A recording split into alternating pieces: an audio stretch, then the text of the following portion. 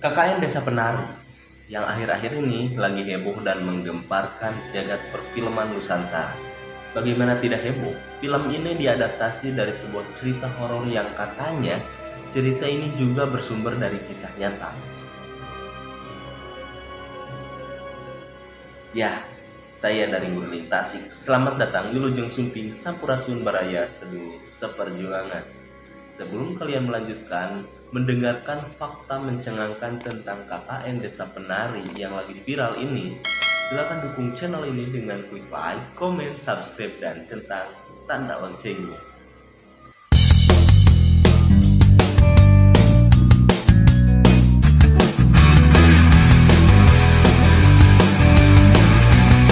Saya adalah salah satu orang yang mengikuti perjalanan cerita KKN Desa Penari sejak 2019 silam. Ya, 2019. Simple Man dalam akun Twitternya membagikan kisah horor yang sangat menarik. Menurut saya, cerita ini seperti biasa saja pada awalnya. Namanya juga cerita horor kan, pasti serem. Tapi yang saya kagumi dari cerita ini adalah Simple Man ini menyampaikan kisahnya. Jadi pemilihan kata, alur cerita, hingga bait per baitnya mudah dicerna dan sangat luar biasa. Buat gua, Simple Man itu luar biasa, bukan sekedar pengguna Twitter biasa. Kisah KKN Desa Penari ini pada awalnya adalah sebuah postingan Twitter berkelanjutan, seperti cerbung, cerita bersambung.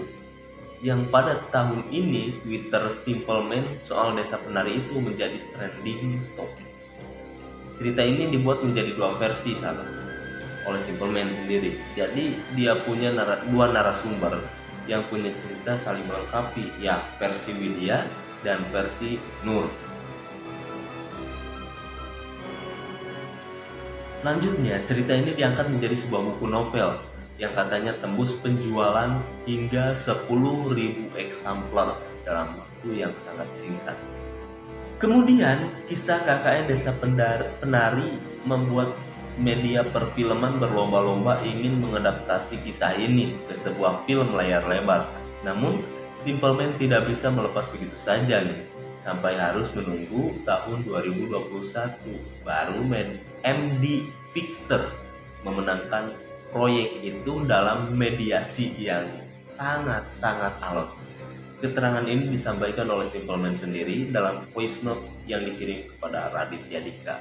Setelah melakukan syuting nih, yang lumayan memakan waktu lama, akhirnya film horor yang diadaptasi dari cerita fenomenal yang membuat orang sangat penasaran dengan cerita bergambarnya.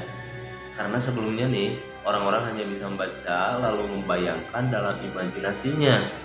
Namun, mulai 30 April 2022 kemarin, KKN Desa Penari sudah tayang di bioskop-bioskop.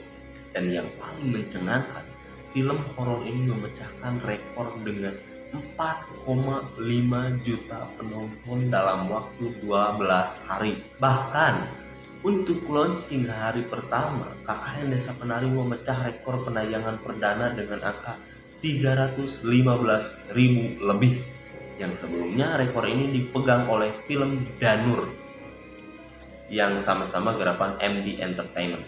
Wow, film ini memang sangat ditunggu-tunggu ya, meski sebelumnya juga ada yang menghujat gitu cerita Simple Man ini, tapi kayaknya sekarang si penghujat juga malah nonton film ini ya. Tapi buat saya pribadi, ini berkat kecerdikan sang penulis yang mampu merasuki jiwa-jiwa sang pembaca dengan tulisannya yang sangat luar biasa bagi saya. Jika bukan dia yang menulis, belum tentu cerita ini bakalan seheboh sekarang, gitu kan? Cerita Twitter yang trending dan viral diadaptasi menjadi novel dan laris manis. Nah, ngomong-ngomong soal larisnya novel ini, Simple Man bercerita tidak pernah menerima royalti. Sepeser pun dia tidak pernah. Kenapa? Dia malah memberikannya kepada panti asuhan. Gila, keren ini orangnya. Jadi langsung disedekahkan. Setelah itu, cerita ini digarap menjadi film dan lagi-lagi filmnya itu memecah rekor penayangan perdana dan jumlah penonton yang sangat edan luar biasa. Malah sampai hari ini tiketnya itu hampir ludes gitu. Dan fakta menariknya lagi, orang-orang pecinta KKN Desa Penari berlomba-lomba mencari tahu kebenaran cerita ini. Karena menurut Simple Man, cerita ini diangkat dari kisah nyata teman mamanya. Ada yang mencari tempat, ada yang mencari aktor sebenarnya gitu, mencari waktu kejadian, dan mencari fakta-fakta lainnya. Mana ada yang mencari kebenaran, disitulah bermunculan hoax dan isu-isu bertebaran di media online tentang foto anak-anak KKN asli lah, foto tempat wisata lah, foto inilah, berita itulah, cerita inilah, cerita itulah, yang dipastikan yang tahu persis cerita aslinya hanya Simple Man sendiri. Yang bisa mengiyakan, yang bisa mentidakkan sebuah berita cuma Simple Man. Seperti itulah fakta mengejutkan KKN Desa Penari yang kadang orang tidak mau tahu gitu. Yang ingin mereka tahu ya hanya ceritanya dan filmnya. Kadang orang lupa cara menghargai karya orang lain yang mempunyai catatan luar biasa dan hebat. Nah, dan sebentar lagi katanya film KKN Desa Penari ini akan mengguncang perfilman Indonesia. Sudah hampir mendekati rekor perfilman Indonesia. Penayangan 6,3 juta penonton yang dimiliki oleh Warkop DKI Reborn ini sudah hampir didekati oleh film KKN Desa Penari. Apakah KKN Desa Penari ini akan tembus melewati Warkop DKI Reborn? Kita tunggu saja nanti.